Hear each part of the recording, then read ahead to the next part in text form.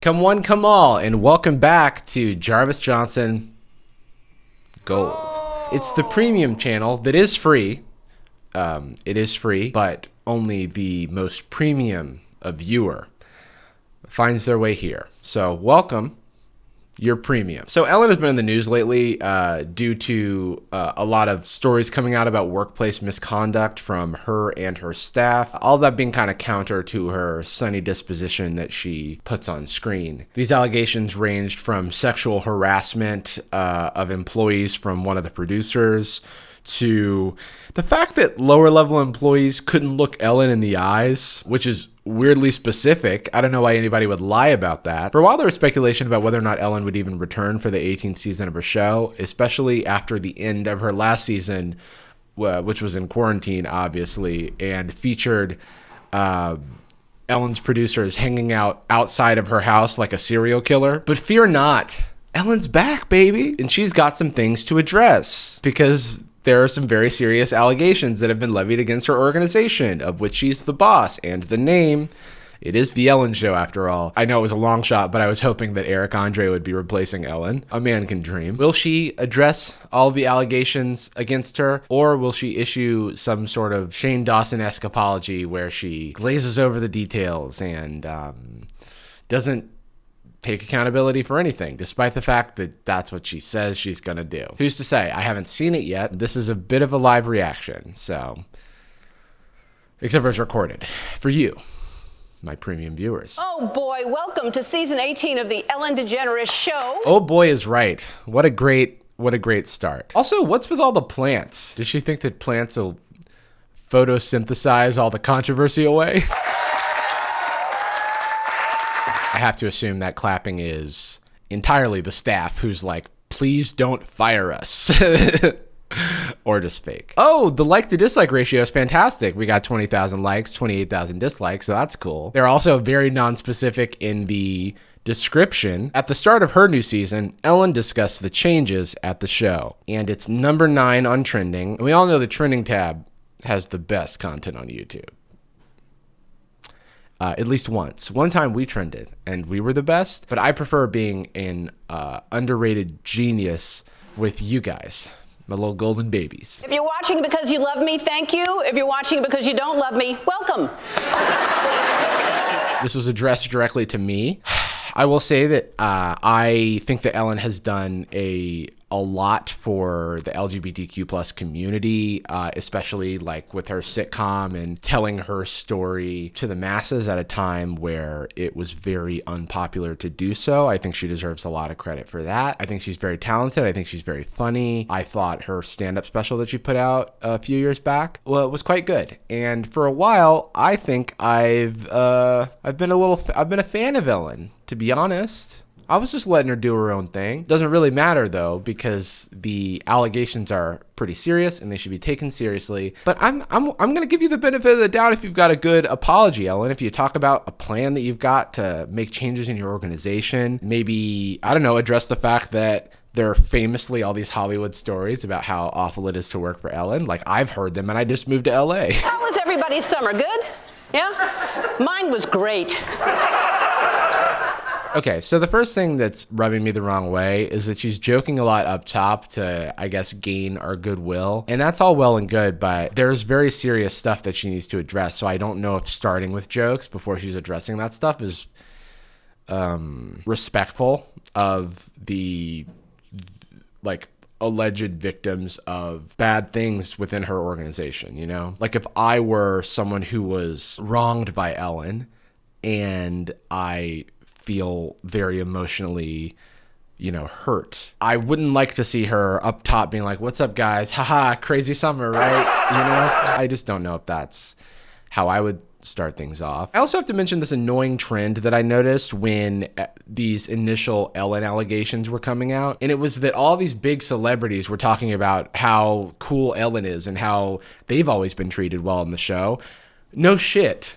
We're not talking about you, Ashton Kutcher. Sorry. We're talking about what must be over 100 employees at least in this organization. Of course, she's nice to the celebrities that come on her show where there's like a financial and business incentive for them having a positive relationship with her and the influence that they have. Like, obviously she's going to be nice to them. What we're talking about is the PA that goes and gets her coffee who allegedly isn't allowed to look her in the eyes. I worked in enough corporate environments to see people who are well liked externally exhibit really toxic and bad behavior behind the scenes and harm their employees across the organization despite continuing to be well liked externally. So it just doesn't hit for me, because I know you can kind of be two-faced in that way because you put on a show. You're putting on a show right now, obviously. So like what you are like behind the scenes, it has no bearing on that whatsoever. I'm so happy to be back in the studio. There are a lot of things I want to talk about. I've been looking forward to addressing it all directly. Oh man, after I heard all the horrific shit I did allegedly, I was super looking forward to talking about it. Definitely had to wait though until my show to say anything. For the ratings, I didn't release a public statement about this or address it outside of the show, because if I address it on the show, more people will watch the show and I'll make more money. But I can wait. I couldn't wait till I could get monetized by apologizing. So I'm excited to be here. And unfortunately, talking directly to people has been illegal for 6 months, so I have a virtual audience here instead. Why does this remind me of like Neon Genesis Evangelion, with like every foreign leader projected into like Gendo's office? Sorry, I'm a nerd. Hi. Also, and I get that this is a joke, but like contact isn't illegal. It's just dangerous and we need to be mindful. So I think you could have made a joke that didn't punch down to wearing a mask, I don't know. I don't feel like that joke was like punching in the right direction. Maybe it's just me. All right, let's get to it. Let's jump into my apology. As you may have heard, this summer there were allegations of a toxic work environment at our show. And then there was an investigation. An internal investigation. I mean, I've got to imagine that Ellen, who is one of the most powerful people in Hollywood, had some friends investigating her, so... All right. I learned that things happened here that never should have happened. I take that very seriously. I learned, it sounds like she's already like distancing herself from the controversy. Like, I had no idea that this stuff was happening. You couldn't look me in the eyes? That's wild. Don't look me in the eyes. And I want to say I am so sorry to the people who were affected. I know that I'm in a position of privilege and power, and I realize that with that comes responsibility. Yep.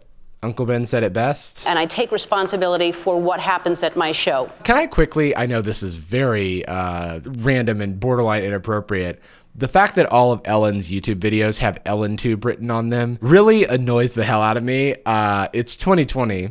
The joke is dead. Sorry. This is the Ellen DeGeneres Show. I am Ellen DeGeneres. Okay, cool. We got that. Glad we got that sorted. My name is there. My name is there. Now, just fun fact, my name is Ellen DeGeneres. This is the Ellen DeGeneres Show. And not only am I rich and famous, but I'm also a narcissist. Look, my name is over there and over there and over there. And actually, it's tattooed inside your eyelids. So when you close your eyes tonight, it's EllenTube time. My name is on underwear. There's too many jokes without her addressing these allegations. I'm sorry. We have had a lot of conversations over the last few weeks about the show, our workplace, and what we want for the future. We have made the necessary changes, and today we are starting a new chapter. Are these changes documented other than that one producer being fired? Because I have a hard time imagining that an organization that allowed for this to happen was completely ignorant to it and then finds out about it and is like, oh, well, let's just stop doing that. We've now turned the page and we're all different now. All right, enjoy season 18. But this is a thing that everybody likes to do. You see it in apologies all over the place where people are like, I'm turning over a new chapter. I've had a whole I guess, roughly 45 minutes to reflect and to grow as a person, and that was enough for me. And now I've changed just in time, conveniently, for our premiere. So don't you guys worry. I had a few weeks in the summer to become a better person and solve all of our problems, so you guys have nothing to worry about. Also, articles in the press and on social media that said that I am not who I appear to be on TV because I became known as the Be Kind lady. I started saying be kind to one another after a young man named Tyler Clemente took his own life after being bullied for being gay. What's bothering me is that there's a lot of like appeals to emotion to her audience. And she's giving all this information that is kind of secondary to the allegations. And what that does is it endears her audience to her. And she's reminding us of all of her good deeds to brush under the table the fact that you can still do good deeds and cause harm to people. There's no question of whether or not Ellen is the person that she is on TV. She's not. We're all putting up a facade, and it includes real parts of our personality, but it's also a performance. So it seems disingenuous to me to tell her audience, who are her fans, you guys know me, you've seen me in this one-dimensional view on a television program, so you know I'm not capable of this bad stuff. Like, it's borderline manipulative to me, and it's also troubling to me how she's presenting the Be Kind Lady origin story. For example, there's a joke in Ellen's stand-up on Netflix where she talks about how it's frustrating to be the kind lady. And I think it's been years since I watched it, but like she's like driving and she like cut somebody off or something like that. And she's like, I can't do that because I'm the Be Kind lady. And nowhere in that stand-up special does she mention why she became the Be Kind lady, right? Because her goal there is to like make you laugh with that information and something that you already know.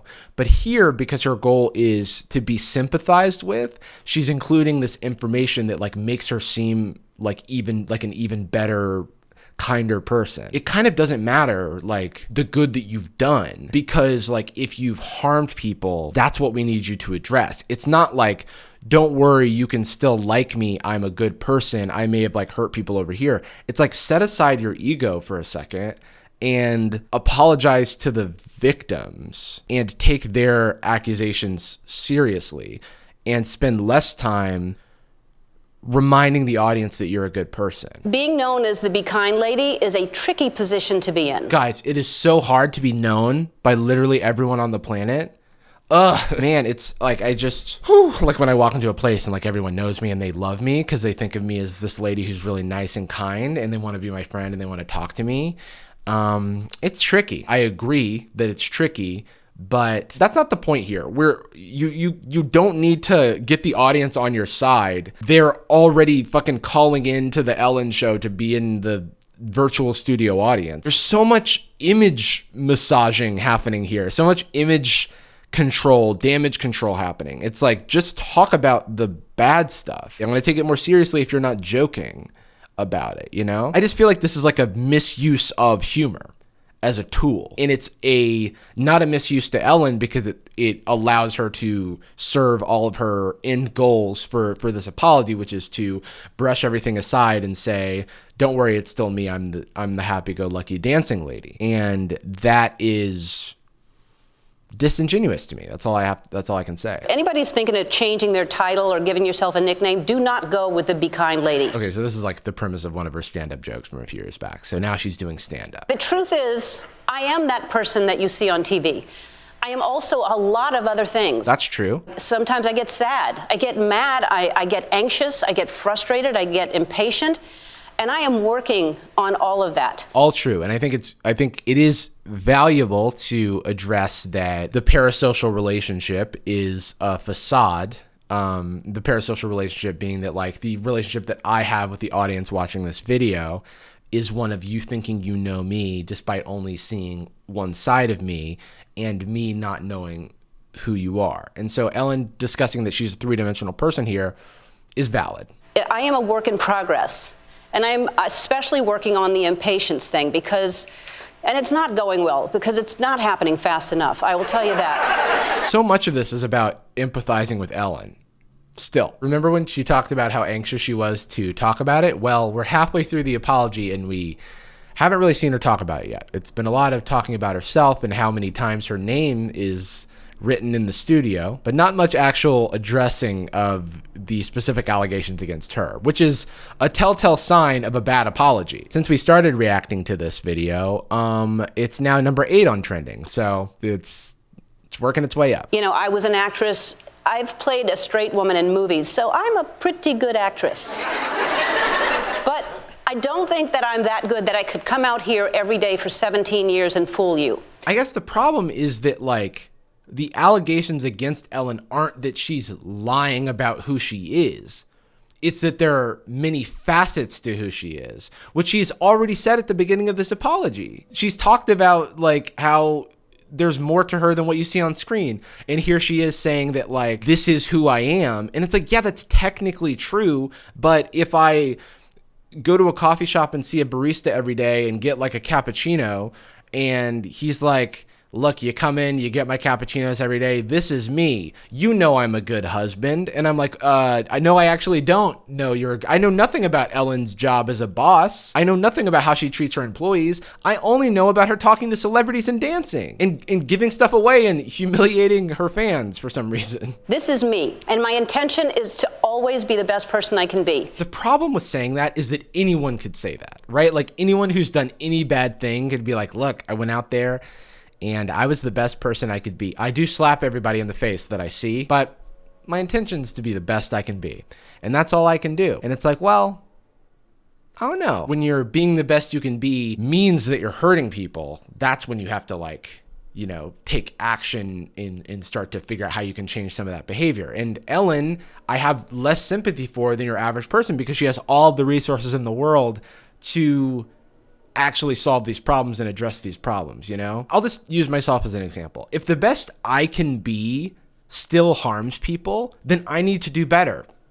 Case closed. And I'm not going to sit here and give you a sob story about my life because I could give you a sob story. I could make you feel sorry for me based on the things that I have experienced in my life. And none of that is relevant if I'm harming you. We are human. We are fallible. Like, we can be capable of bad things and we will make mistakes. But I just don't really see Ellen, who should be taking the most responsibility given her position, actually taking that responsibility so much as just like explaining, just doing damage control about her own image. She's like, don't worry, audience, I'm still the Ellen you love, because she's taken more issue with the fact that Ellen isn't who you think she is than the actual people who were harmed by her behaviors, allegedly. Also, if you've had a show for nearly 20 years and a toxic workplace environment has developed within it, that's on you. Maybe the person you were 20 years ago is partially responsible for the toxic workplace environment of today. And that just comes with the territory. Like,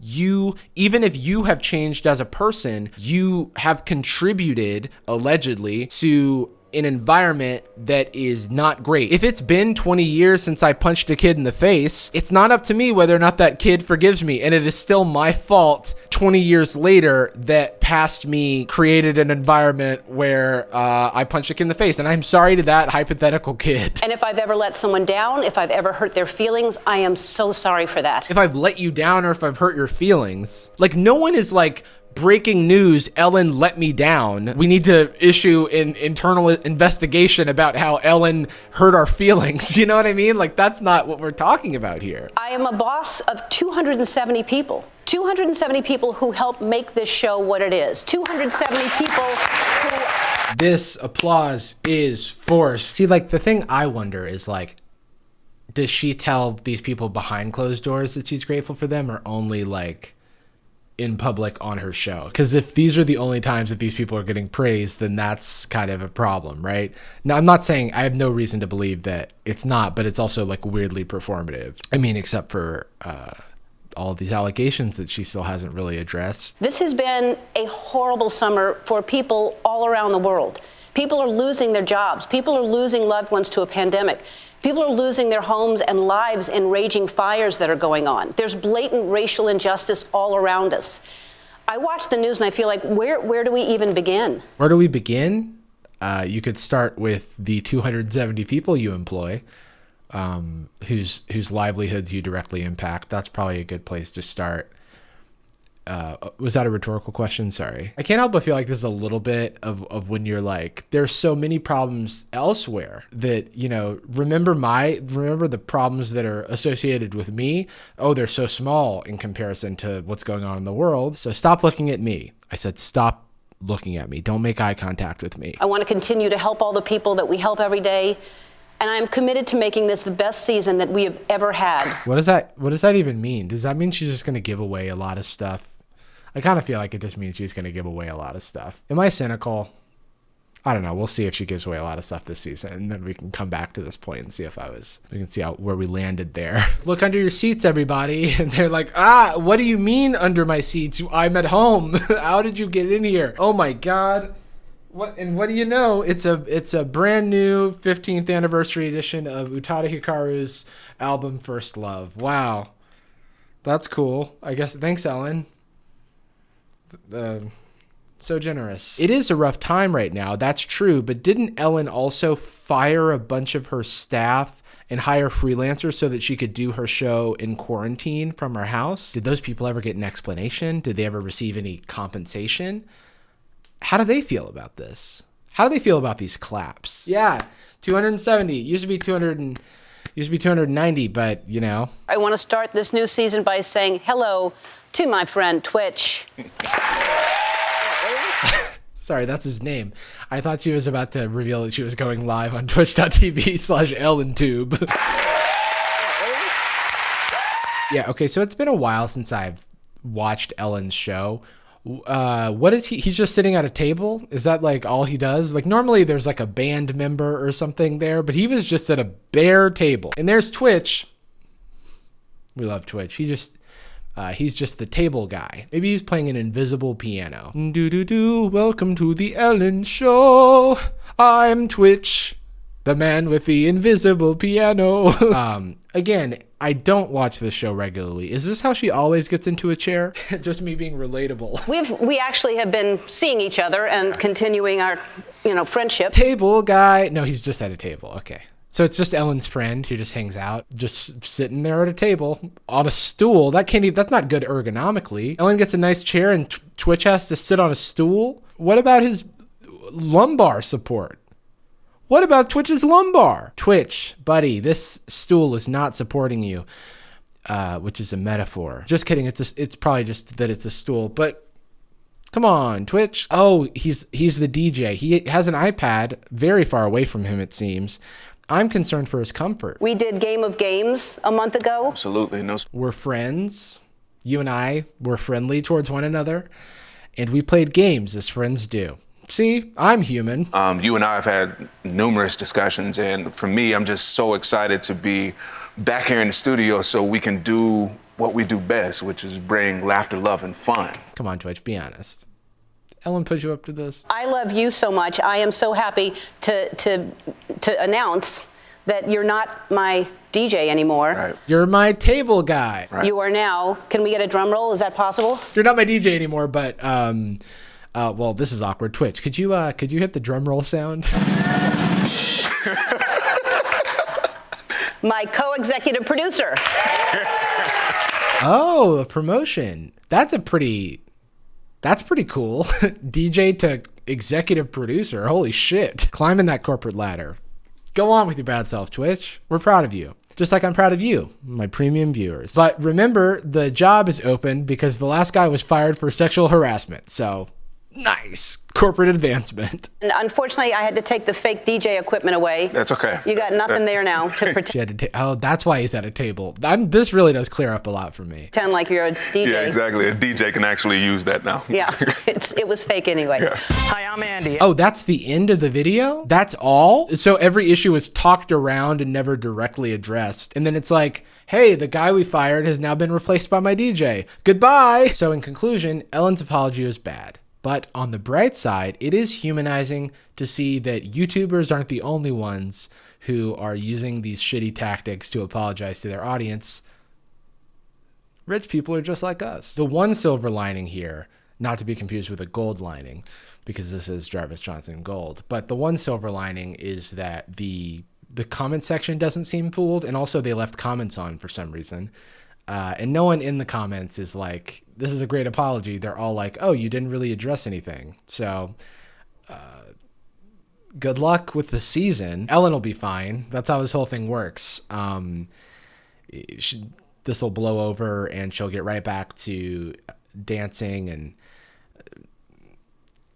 learning how to sit in a chair properly. And maybe, if we're lucky, we'll see her executive producer, Twitch, get a chair with back support. I hope her alleged behavior behind the scenes does change, but we don't really have much to go on because this public apology wasn't really much of an apology. She did technically say I'm sorry, so good job. Thanks to you, my beautiful premium audience, for hanging out with me today and watching a rich person wipe away their rich person tears with their money. I've been Jarvis. Stay gold, everybody.